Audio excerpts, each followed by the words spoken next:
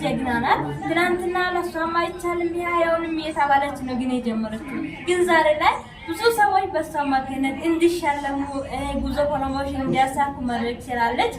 ደግሞ አባቴ አንተንም አቡሻ እንዳለ ከልብ እጅግ አድርጌ ነው የሚያመሰግነው። የእናንተን ውጤት ነው ብዬ ነው የሚያመሰግነው።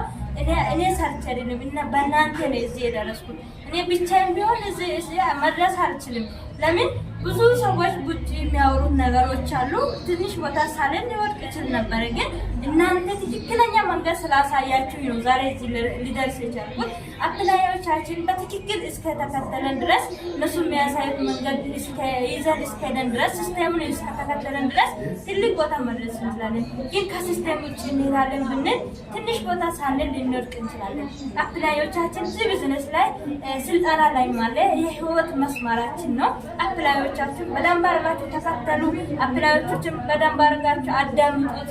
ስለዚህ ነገር ትልቅ ቦታ መድረስ እንችላለን።